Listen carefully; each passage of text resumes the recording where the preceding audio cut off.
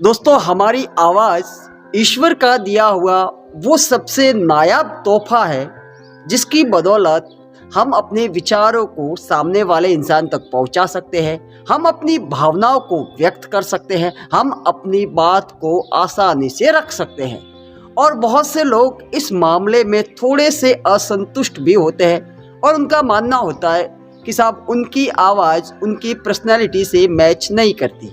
उनकी आवाज़ या तो बहुत ज़्यादा पतली है या फिर बहुत ज़्यादा मोटी है।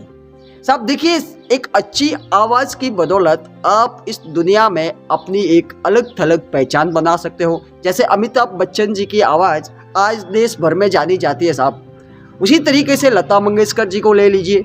सर, कहने का मतलब ये है कि अगर आपकी आवाज़ में थोड़ी सी गहराई है, थोड़ा सा आकर्षण है, थोड़ी सी वो क्षमता है कि भैया आप जब भी बोले ना तो हर कोई पूरे ध्यान से आपको सुनने पर विवश हो जाए। एक आपका आवाज़ का जो रिदम है ना, वो इस तरीके का होना चाहिए साहब।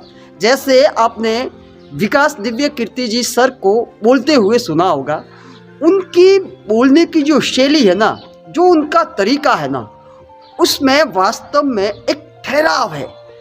वो जब भी बोलते हैं ना, ऐसा लगता है साहब कि बंदा एक बार फिर बोले ना तो अच्छा लगे यार। इतना ठहराव है, इतनी गहराई है उनकी आवाज़ में, उनकी बातों में। ये एक परफेक्ट शैली होती है। आपको किस तरीके से बोलना है, ये बहुत कुछ मायने रखता है। आपकी आवाज़ सच में बहुत बड़ा रोल प्ले करती है।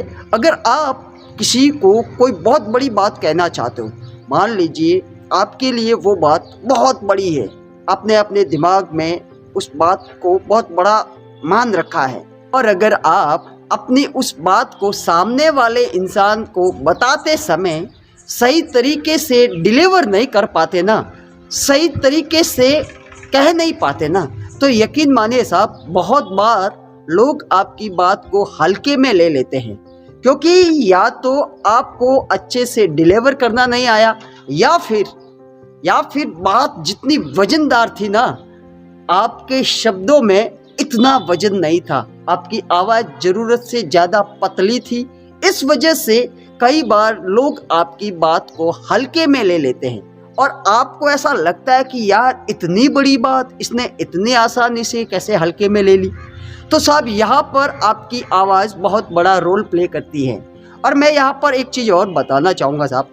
देखिए, मैं ये नहीं कह रहा कि मेरी आवाज़ बहुत ज़्यादा अच्छी है, परंतु मेरे को 3 साल का यूट्यूब पर काम करने का एक्सपीरियंस है और मैंने 3 साल में, यकीन मानिए, बहुत कुछ इम्प्रूव किया है अपनी आवाज़ में। आप मेरे पहले के वीडियोज़ देखेंगे ना, तो मैं बहुत भागता था। अब मैं थोड़ा सा प्रयास करता हूँ कि अच्छे से मैं अपनी बात को रख सकूँ।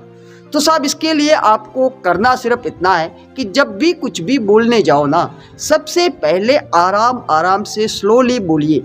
जब भी बोलना हो वो जो कुछ भी, देखिए प्रकृति ने आपको जो आवाज़ दी है उसमें आप ज़्यादा तो छेड़छाड़ नहीं कर सकते, परंतु हर चीज़ में गुंजाइश तो रहती ही है, संभावना तो रहती ही है कि उसे बेहतर कर सके।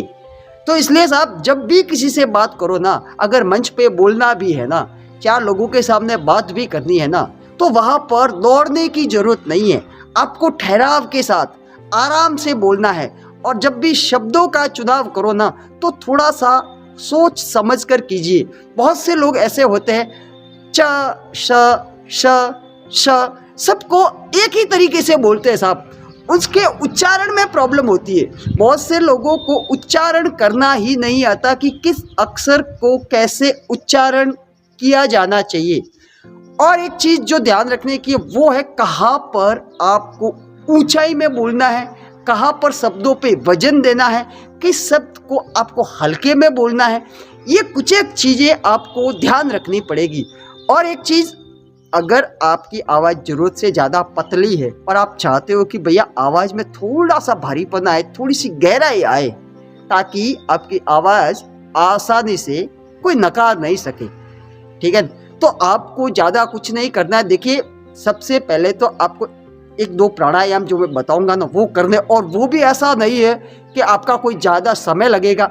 साहब बड़ी मुश्किल से 5 से 7 मिनट में ये दोनों चीज़ें हो जाएगी। आपको सिर्फ एक तो भ्रामरी प्राणायाम करना ही है, वो आपके लिए शायद सबसे बढ़िया रहेगा। देखिए, मैं शायद शब्द का इस्तेमाल इसलिए कर रहा हूँ कि हो सकता है भैया जो मेरी जानकारी में नहीं हो और भी कोई बढ़िया इलाज हो, परंतु भ्रामरी का मैंने इस्तेमाल किया है और भी बहुत से लोगों ने किया है, तो मेरे को पता है कि भ्रामरी प्राणायाम सच में काफ़ी इफ़ेक्टिव है आपकी आवाज़ को एकदम बढ़िया आवाज़, सॉलिड आवाज़ बनाने में। आपको प्रक्रिया पता ही होगी, कानों को ऐसे ढकना है, आँखों को ढकना है और भ्रमर की तरह जो भौरा होता है ना, उसकी तरह अपने मन में गुनगुनाना है। गहरी सांस लीजिए और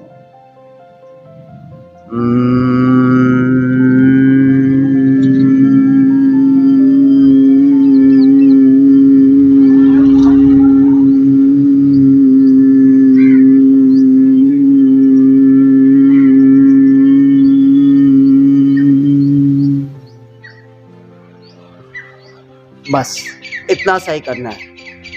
इससे आपके गले के अंदर पूरा स्पंदन आपको स्पष्ट रूप से महसूस होगा कि यार वास्तव में स्पंदन हो रहा है, और ये प्रक्रिया पूरी गले से करनी है आपको।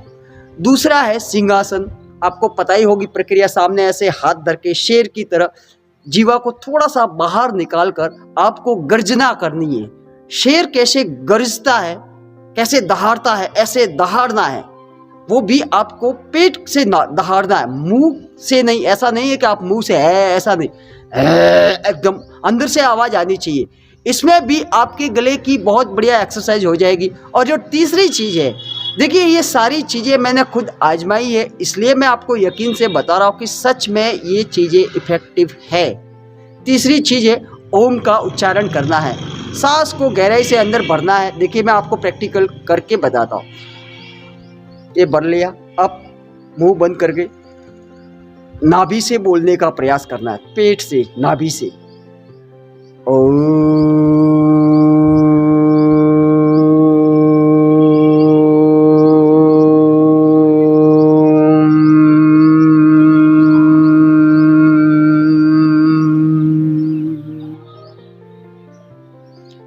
ये 3 चीज़ों करनी है। ये तीनों चीज़ें आपको करनी है और आप देखेंगे कि सिर्फ महीने भर में ही आपकी आवाज़ में बहुत बड़ा परिवर्तन आप महसूस करेंगे और आपकी आवाज़ उस लेवल की हो जाएगी साहब कि हर कोई आपकी आवाज़ सुनना पसंद करेगा।